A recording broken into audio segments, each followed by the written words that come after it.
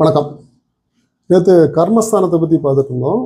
அதாவது கெட்ட கர்மா என்றால் என்ன, 1, 5, 9 திருவோணம் வந்து நன்றாக இருக்க வேண்டும், அது தீய கோள்கள் அமரக்கூடாதுன்னு சொல்லியிருந்தேன்.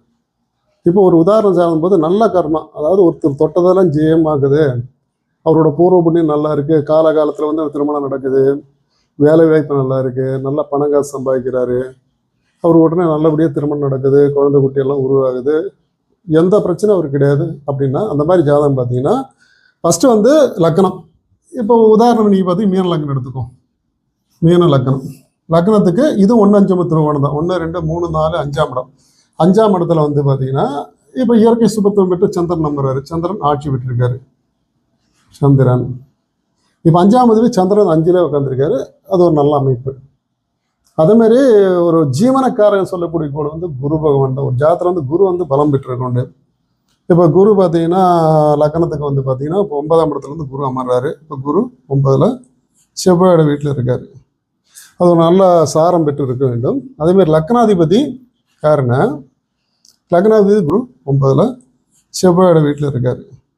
அது ஒரு நல்ல சாரம் பெற்று இருக்க வேண்டும். அதேமாதிரி லக்னாதிபதி காரணம், லக்னாதிபதி குரு தான். குரு வந்து 9ல் உட்காந்துருக்காரு.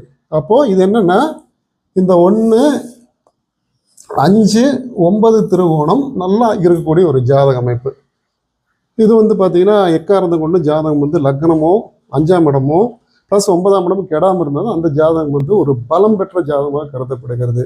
அதேமாதிரி அவங்க ஜாதகத்தில் வந்து எப்பவும் வந்து மறைவிஸ்தானத்தில் வந்து கோள்கள் அதிகமாக இருக்கக்கூடாது. அந்த மாதிரி ஒரு ஜாதகம் அமைப்பு இருந்தால் ரொம்ப சிறப்பான ஒரு ஜாதகமாக கருதப்படுதுங்க. இந்த மாதிரி ஜாதகம் வெற்றி வகையை சூடக்கூடிய ஒரு ஜாதகங்கள் ஜாதக அமைப்பு. நன்றி, வணக்கம். இந்த பதிவு பிடிச்சா லைக் பண்ணுங்கள், ஷேர் பண்ணுங்கள். மீண்டும் அடுத்த பதிவில் சந்திப்போம். நன்றி, வணக்கம். வணக்கம். நேற்று கர்மஸ்தானத்தை பற்றி பார்த்துட்டு இருந்தோம். அதாவது கெட்ட கர்மா என்றால் என்ன, 1, 5, 9 திருவோணம் வந்து நன்றாக இருக்க வேண்டும், அது தீய கோள்கள் அமரக்கூடாதுன்னு சொல்லியிருந்தேன். இப்போ ஒரு உதாரணம் சாகும்போது நல்ல கர்மா, அதாவது ஒருத்தர் தொட்டதெல்லாம் ஜெயமாகுது, அவரோட பூர்வ புண்ணியம் நல்லா இருக்குது, காலகாலத்தில் வந்து திருமணம் நடக்குது, வேலை வாய்ப்பு நல்லா இருக்குது, நல்லா பணம் காசு சம்பாதிக்கிறாரு, அவர் உடனே நல்லபடியாக திருமணம் நடக்குது, குழந்தை குட்டியெல்லாம் உருவாகுது, எந்த பிரச்சனையும் அவருக்கு கிடையாது அப்படின்னா, அந்த மாதிரி ஜாதகம் பார்த்தீங்கன்னா ஃபஸ்ட்டு வந்து லக்னம். இப்போ உதாரணம் நீங்கள் பார்த்தீங்கன்னா மீன லக்னம் எடுத்துக்கோ. மீன லக்னம், லக்னத்துக்கு இது 1, 5, 9 திருவோணம் தான். 1, 2, 3, 4, 5ஆம் இடம். 5ஆம் இடத்துல வந்து பார்த்தீங்கன்னா இப்போ இயற்கை சுபத்துவம் பெற்று சந்திரன் நம்புறாரு, சந்திரன் ஆட்சி பெற்றிருக்காரு.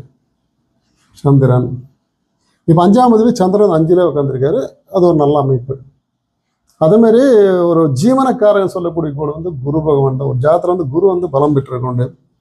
இப்போ குரு பார்த்தீங்கன்னா லக்னத்துக்கு வந்து பார்த்தீங்கன்னா இப்போ 9ஆம் இடத்துலேருந்து குரு